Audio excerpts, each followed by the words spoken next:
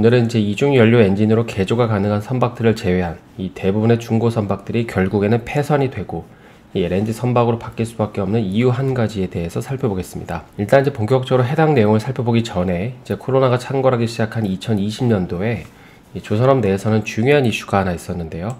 보시는 것처럼 오래전부터 예고된 유엔 산하의 국제회사 기구인 이 IMO가 2020년 1월 1일부터 전 세계 선박에 사용되는 연료의 황함유량을 제한하겠다는 것입니다. 당시 이제 이 규제가 중요했던 이유는 이제 해당 규제는 이 신조 선박한테만 적용되는 게 아니라 중고 선박도 해당이 되는 이 적용 범위가 넓은 규제였기 때문입니다. 이 조선업을 이제 오래 공부하신 분들은 아시겠지만 이 기존의 규제들은 대부분 이제 이 신조 선박들에만 적용이 됐었는데 이번에 이제 2020년 1월부터 가해진 규제는 이 바다에서 돌아다니는 모든 선박들에 대한 규제인 것이죠. 그러다 보니까는 중고 선박 선주들 역시도 이제는 그 환경 문제에 대한 고민을 해야 되고, 그래서 이제 이 규제를 피하기 위해서는 크게 두 가지 결정을 내렸어야 됐습니다.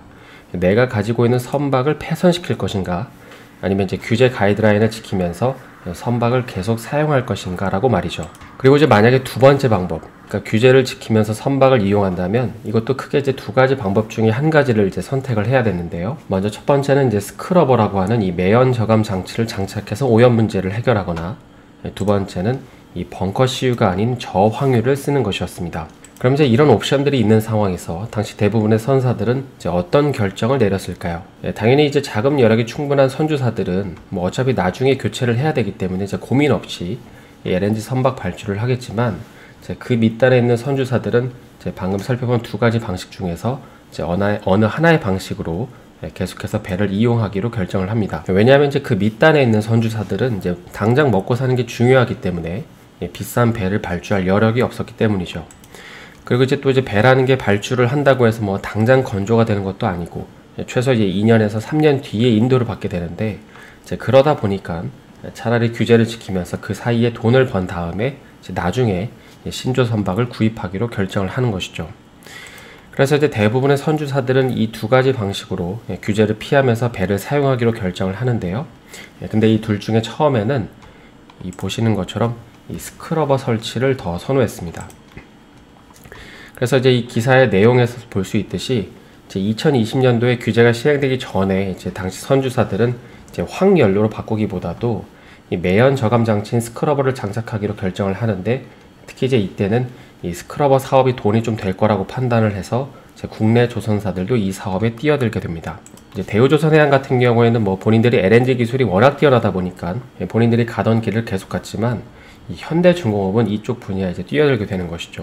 그래서 이제 보시는 것처럼 이 현대중공업은 이 스크러버 독자 개발에도 성장하면서 투자를 많이 했는데, 이 당시 이제 현대중공업과 관련해서 나왔던 얘기 중에 하나는 이 스크러버가 이제 한 대당 한 60억에서 70억 정도 하니까 어떤 선주사들은 이제 이런 비용이 애매하다고 판단할 수도 있잖아요.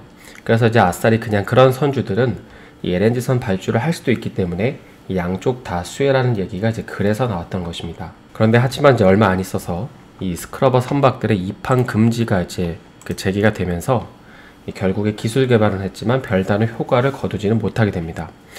왜냐하면 이제 스크러버도 만능이 아니었기 때문인데요. 이제 보시는 거는 그 스크러버의 작동 원리인데, 이제 여기에는 그 하이브리드 스크러버가 빠져 있지만은 여기 오른쪽에 이제 개방형 스크러버라는 거는 이 바닷물을 이용해서, 여기 이제 바닷물이 들어오죠. 그러니까 바닷물을 사용해서 제 황산화물을 희석을 하고 이제 그 물을 다시 이제 바다에 버리는 걸 이 개방형 스크러버라고 합니다. 그러니까 쉽게 말해서 이제 대기 중으로 나오는 매연을 물에 씻어서 버리는 거라고 생각을 하시면 되고요. 반면에 이제 이 폐쇄형 스크러버라는 거는 이제 이 물을 바로 배출을 하지 않고 여기 이제 홀딩 탱크라고 하는 곳에 이제 폐수를 보관하는 방식인데, 이제 이런 이유 때문에 폐쇄형 스크러버는 이 개방형보다 2배나 비쌉니다.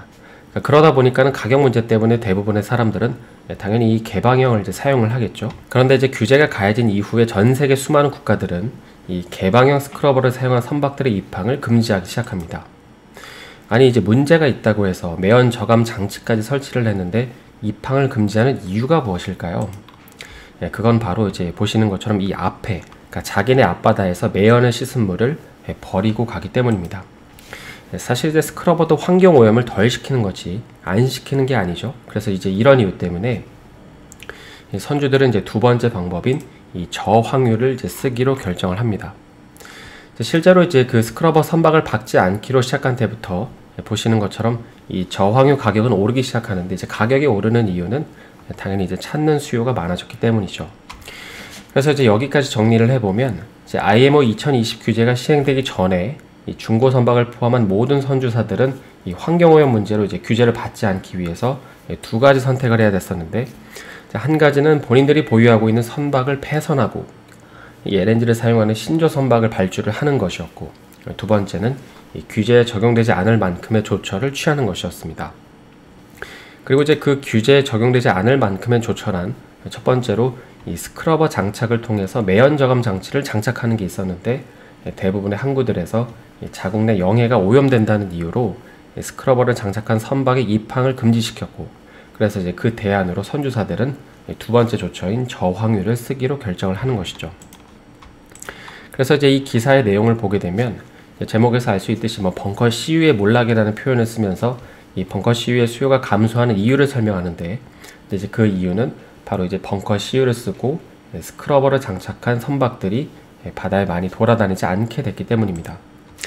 그럼 이제 저황유는 어땠을까요? 이 스크러버를 대체할 수 있었을까요? 사실 이것도 그 대안이 되지 못합니다. 써보니까 이제 문제가 많았기 때문인데요. 가장 큰 이유는 이 엔진에서 문제가 많이 발생했다는 건데, 사실 자동차도 그렇고 선박도 그렇고 엔진이 가장 중요하잖아요. 그래서 이제 이 기사의 내용도 쭉 보게 되면은 이 선주사들은 이제 스크러버를 쓰지 못하게 되면서 저황유로 갈아탔는데, 그런데 이 저황유를 쓰다 보니까는 이 추진 엔진에 치명적인 손상을 가하기 때문에 이마저도 대안이 되지 못했다는 것입니다. 따라서 이제 스크러버도 그렇고 저황유도 그렇고 모두 이제 그 중고 선박들이 바다에 돌아다니는 데 있어서 해결책이 되지 못하면서 결국에는 폐선을 시켜야 되는 것이고, 이 말은 또 결국 이 선주사들은 오늘 살펴보는 주제처럼 이 새로운 신조 선박을 발주를 해야 되는 것입니다. 그리고 그 선박은 바로 이제 LNG선이 되는 것이죠. 실제로 이제 이런 과정들은 그 진행이 되고 있는데요. 이거는 최근 자료들을 통해서도 확인이 가능한데, 일단 그 작년에 그 선박 해체 매각 시장은 13년 만에 이제 최고치를 찍었고요. 그리고 이제 전 세계에서 세 번째로 큰 항구인 이 네덜란드의 로테르담 항구에서 지난 이제 2020년 1분기부터 이 LNG 연료 판매량이 3배나 증가를 하더니, 곧바로 바로 이제 다음 2분기도 역대 최고 판매량 수치를 경신하면서 LNG 연료 판매량은 엄청나게 늘어나고 있습니다. 이 항구에서 LNG 연료 판매량이 늘어나는 이유를 아시겠죠? 바로 이제 이 항구에 입항하는 선박들이 입항을 할 때마다 이제 LNG를 충전을 하고 갔기 때문입니다. 그래서 이제 이걸 보면서 우리가 알 수 있는 분명한 사실 한 가지는, 이 앞으로의 시대는 컨테이너 선박이든 탱커 선박이든 벌크 선박이든 이런 이제 선박의 종류와 상관없이 모든 선박들은 이 LNG가 이제 필요하다는 것이죠. 그리고 이제 현재 그 전 세계 바다에 돌아다니는 중고 선박이 한 2만 척에서 3만 척 정도가 된다고 하죠. 그래서 이제 이 선박들의 연식이 제각기 다르겠지만, 이제 보수적으로 잡아서 한 10년 전으로 이제 폐선이 된다는 가정하에 현재 이제 국내 조선사들이 1년에 건조할 수 있는 총 척수가 한 300척 정도 되니까, 그러니까 이런 걸 보면 앞으로 이제 국내 조선사들이 수주할 물량이 얼마나 많은지를 알 수 있습니다. 그래서 이제 오늘은 중고 선박들이 결국에는 폐선이 되고 이 LNG 선박으로 교체될 수밖에 없는 이유 한 가지에 대해서 살펴봤는데요. 한 주간 수고 많으셨고요. 저는 월요일에 다시 인사드리겠습니다. 오늘 영상이 도움이 되셨다면 좋아요와 구독 부탁드립니다.